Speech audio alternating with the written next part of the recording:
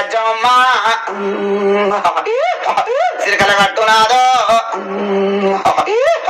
చిన్ని మేడరము అంశల కట్టునాదో అది మేడరము నందుల కట్టునాది నంది సిరికల కట్టునాదో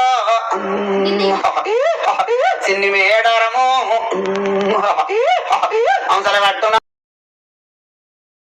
కిందట నా కంచియంలో వాడా నా 66 రాజ్యంలో నాకు ఎక్కడ జరిగిన పడగా నాకు ఈ ఊళ్ళో నాది పాముల పుట్టి దానవేడ తుపాకి తురుంది నా ముందు పోలీసు వెనుక పోలీసు అత్తే నది కొయ్య రాజ్యం అమ్మా నది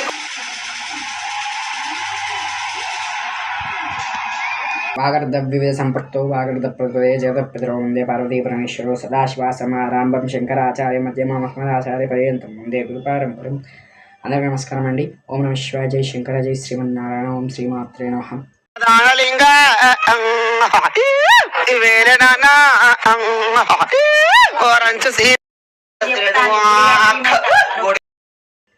సో మనం ముందుగా సమ్మక్క సారక్కల గురించి మాట్లాడుకుందాం.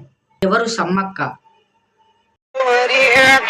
అవతారం శక్తి ఇంతటి మాతం 10,000 నీకు పైకి కనాదో కోడూరుల నా కొంటే నాగా దిగుబాది నా సింధికుడు పాదాసురుడే అటపాటలు నాయు అంతటి మాతం 10,000 నీకు కొయ్య రాజ్యం అమ్మా తరికి పనులు నాయక తునికి పనులు నాయక తొర్రిప్ప పువ్వు ఇప్ప సారనాది ఇప్ప బాణం నాదో 7 డొంక నాయక నాయన శ్రేణు గుడ్డేలు రాజ్యము గున్నెరక కాదు తమ్ల గొల్లవాడ తమ్ ఆనాటి. ఎవరు ఈ సారక్క? బిడ్డ శ్రేణు రక్తముల బిడ్డ. సమ్మక్క కుంకుమ భరణిగా మారిందా? పసుపు అంటే పవరు, కుంకుమ అంటే శక్తి. సమ్మక్క జన్మరహస్యం ఏమిటి? సమ్మక్క సాక్షాత్తు వనదుర్గా స్వరూపమేనా? ఓం హ్రీం దుం ఉత్తిష్ట పురుషీ కిం స్వపీ. సమ్మక్క కాకతీయులతో యుద్ధం చేసిందా? సమ్మక్క యుద్ధంలో వీరమరణం పొందిందా? నేను వీరమరణం పొందే మాత. సంపన్నకు వివాహమైందా? కుమార సారు సారు వండ సంపన్నవాగో. సమ్మక్కకు ఎంతమంది సంతానం? నిలవన్నె కాడ. సమ్మక్క దర్శనం ముందు గట్టమ్మ దర్శనం ఎందుకు చేసుకోవాలి? అసలు ఈ గట్టమ్మ ఎవరు? అడి బిడ్డ కట్టు చిన్న గట్టమ్మ సిరడే పెద్ద గట్టమ్మ సిరడే ఎర్ర గట్టమ్మ సిరడో. సమ్మక్కకు సారక్కకు బెల్లాన్నే ఎందుకు ప్రసాదంగా ఇస్తారు? సమ్మక్క జాతర 2 సంవత్సరాలకు మాత్రమే ఒక్కసారి ఎందుకు జరుగుతుంది? శివ అవతారంగా పూజలు అందుకునే శ్రీ మల్లికార్జున స్వామి వారికి మరియు సమ్మక్కకు గల సంబంధం ఏమిటి? వీరికి ఏమైనా గొడవలు జరిగాయా? ఈ ప్రశ్నలన్నిటికీ సమాధానం దొరకాలంటే ముందుగా సమ్మక్క అసలు సిసలు జీవన చరిత్ర మనకు తెలియాలి. సమ్మక్క జన్మించడానికి గల కారణం ఏమిటంటే, కాకతీయ రాజులు పాలించే సమయంలో బ్రాహ్మణులు, క్షత్రియులు, వైశ్యులకి మాత్రమే పుణ్యక్షేత్రాలలోకి అనుమతి ఉండేది. మిగతా ఇటువంటి శూద్రుడు వారికి అనుమతి లేకపోయేది. అప్పుడు శూద్రుడు ఏం చేయలేక పార్వతీ పరమేశ్వరుని వేడుకున్నారు. అప్పుడు పార్వతీదేవి కళలలో నవదుర్గల కళ, అందులలో వనదుర్గా దేవత ఉండేది. వీళ్ళు ఆదివాసీలు, అడవిలో ఉంటారు, అరణ్యవాసీలు కాబట్టి అక్కడికి వనదుర్గ సమ్మక్కలాగా జన్మించడం జరిగింది. 66 రుచాలు పెద్ద కుర్ర గుంపు, చిన్న దుప్ర గుంపు, జింకల్ల పోదా లంక కట్టెనాదో లంక వరవరాదో కంకరాజ్యం రాదో రథపూరం గడ్డం కుటురాజ్యం రాదో వలసమే ఎడరము. సమ్మక్క తల్లి కూడా వారికి అక్కడ పరదేవతా స్వరూపంగా కనిపించేది. అన్నపూర్ణాదేవిగా ప్రతి ఒక్కరికి అన్నం పెట్టేది. అలాగే వైద్యనాథుడి గుణంతో ప్రతి ఒక్కరికి వైద్యం చేసేది. సో ఒక అమ్మవారి భావనని తల్లి వారి హృదయాలలో సృష్టించింది. అమ్మవారి యుక్త వయసులో మేడారానికి రాజైనటువంటి పగిడిద్దరాజుకి సమ్మక్కకి ఘనంగా కళ్యాణం జరిపించారు. ఆ భర్త పడి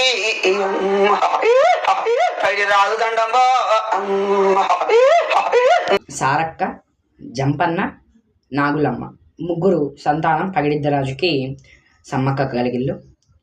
ఈ పగిడిద్దరాజు కాకతీయుల రాజు అయినటువంటి ప్రతాపరుద్రుడికి సామంతరాజు. ఏటేటకు వారికి పన్ను చెల్లించాలి. కానీ ఒక సంవత్సరం మాత్రం వారికి కరువు కాతకం వచ్చింది. సో కాకతీయ రాజు ప్రతాపరుద్రుడు పన్ను కట్టమని వీరికి కబురు పంపాడు. కానీ వీరు కట్టలేని స్థితిలో ఉన్నారు పగిడిద్దరాజు వారు. సో పన్ను అనేది కట్టలేదు అన్నాక రాజు ఆగ్రహం వ్యక్తం చేసి ఆ సమ్మక్క వారి కుటుంబం పైన యుద్ధం ప్రకటించాడు. ఇక్కడ గిరిజనులు కూడా వారి కుటుంబానికి సహాయం చేశారు. రాజు భీకరమైన రౌద్ర తాండవంతో యుద్ధం చేశాడు. కానీ కాకతీయ రాజులు వారు యుద్ధానికి వ్యతిరేకంగా వెన్నుపోటు పొడిచి పగిడిద్దరాజుని చంపేయడం జరిగింది. భర్త పొందిండు, మరణం పొందిండు, అది చూసి తన సౌభాగ్యాన్ని కోల్పోయిన బాధతో సమ్మక్క యుద్ధరంగంలో దిగి ప్రతి ఒక్కరిని చంపేసింది. పెంచారు చేతుల్లో కత్తులు బెల్లారు మాత. కానీ కాకతీయుల రాజు అయిన ప్రతాపరుద్రుడు వెనుక నుంచి అమ్మవారికి బల్లాన్ని కూర్చడం జరిగింది. అప్పుడు సమ్మక్క నా రక్తం అనేది ఈ నేలపైన పడితే వీరికచ్చే కరువు కాతకం, ఈ ప్రపంచానికే ప్రమాదం, కలియుగాంతం రాకముందుకే ప్రళయం వస్తుందనే భావనతో చిలుకల గట్టు వైపు వెళ్ళింది సమ్మక్క. ఆ చిలుకల గట్టు వైపు వెళ్ళి అక్కడ ఒక రహస్యమైన ప్రాంతంలో, పవిత్రమైన ప్రదేశంలో కుంకుమ భరణిగా మారింది. వారిని అనుసరిస్తూ వెళ్ళిన సమ్మక్క వారి కుటుంబానికి సహాయం చేశారు కదా యుద్ధంలో, వారు వెళ్ళినప్పుడు అక్కడ వారికి కుంకుమ భరణి దర్శనమించడం జరిగింది. అదే ఇది పూర్తి సమ్మక్క సారక్క చరిత్ర. అప్పటి నుంచి ఇప్పటి వరకు అలాగే సమ్మక్కని తీసుకురావడం, మళ్ళీ యథాస్థానంలో ఎక్కడైతే సమ్మక్క ఉందో అక్కడ పెట్టేయడం జరుగుతుంది.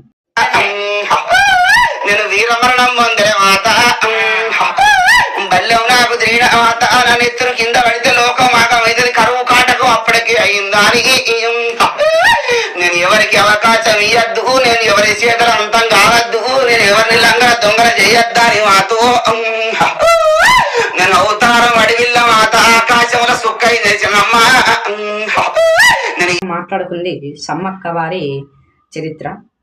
మన ప్రశ్నలకు సమాధానం ఇప్పుడు మనం అమ్మవారి మాటలలో తెలుసుకుందాం.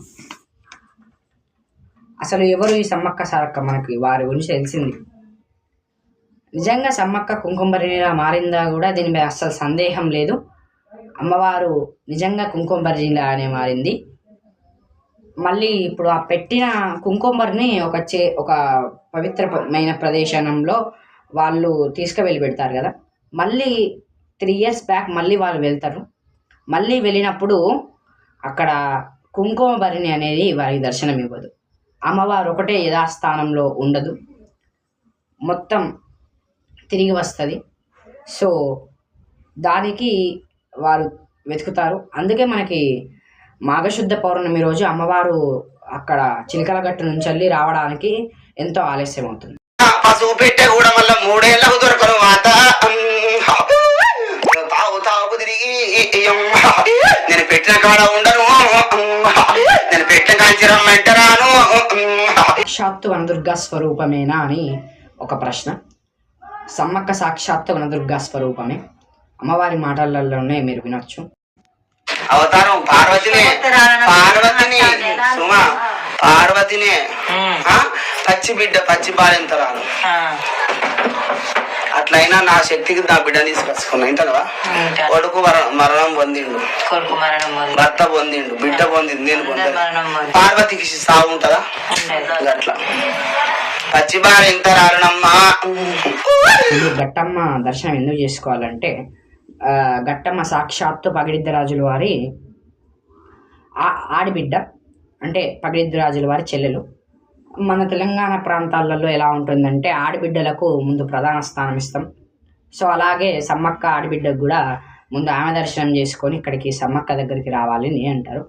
దానికంటే ఇంకా ముందుది ఏంటిదంటే రాజరాజేశ్వర స్వామి వారి దర్శనం చేసుకుంటారు వేములవాడలో.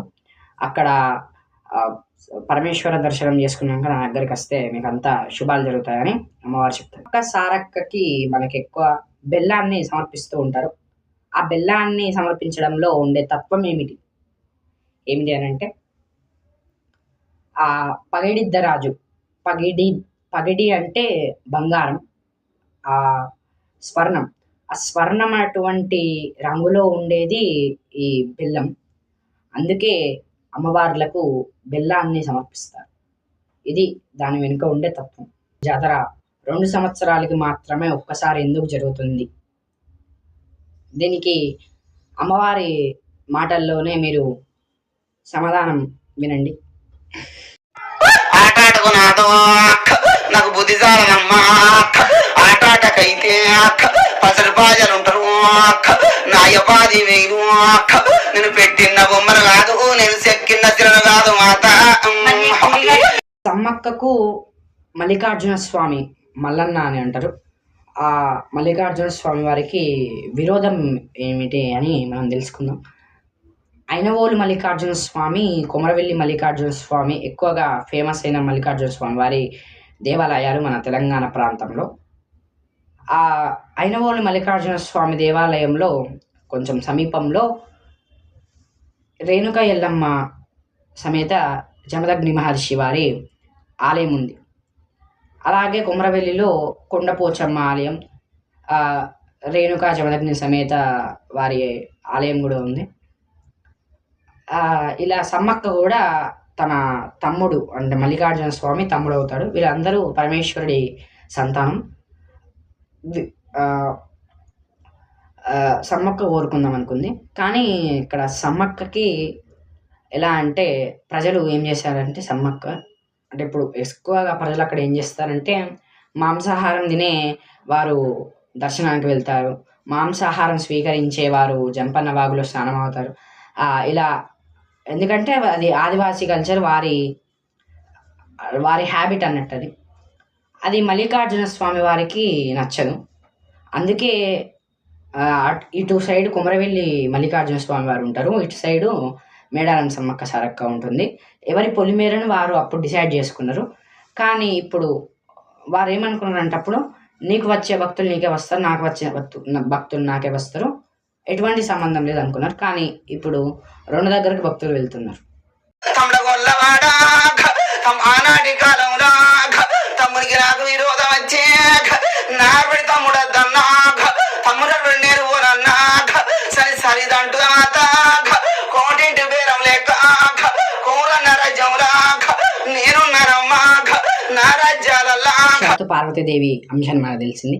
అలాగే పగిడిద్దరాజు కూడా సాక్షాత్తు ఈశ్వరుడి యొక్క అంశ. ఎలా అని అంటే మనకి తెలంగాణలో ఎక్కువ ప్రాముఖ్యత పొందిన మహా పుణ్యక్షేత్రం ఏదన్నా ఉంది అంటే శ్రీ వేములవాడ రాజరాజేశ్వరి సమేత లక్ష్మీ గణపతి సమేత శ్రీ రాజరాజేశ్వర స్వామి వారి దేవాలయం. అక్కడ మనకి అక్కడి నుంచి వెళ్ళే పగిడిద్దరాజుని తీసుకురావడం జరుగుతుంది కరీంనగర్ నుంచి. ఈ తత్వాన్ని ఎవరికి తెలియని రహస్యాలు ఇవి. సో ఖచ్చితంగా మీకు తెలిసిన వారికి షేర్ చేస్తారని కోరుకుంటున్నాను. అది పార్వతి పుట్టింది కాబట్టి పార్వతి భర్త ఎవరు శంకరుడు కాబట్టి కరీంనగర్ కైండవ్ నుంచి మేళరాజు వచ్చిండు అర్థమైంది నీకు శంకరుడు పుట్టిండల్లా ఇది లోకానికి జరగని కాక నన్ను దవ్విండ్రు మాతో నన్ను నిద్ర పడుతుంది ఇయ్యాల మీకు నేను పామై కనిపిస్తానమ్మా నేను పురుగై కనిపిస్తానమ్మో పెద్ద శక్తి నేను తల్లి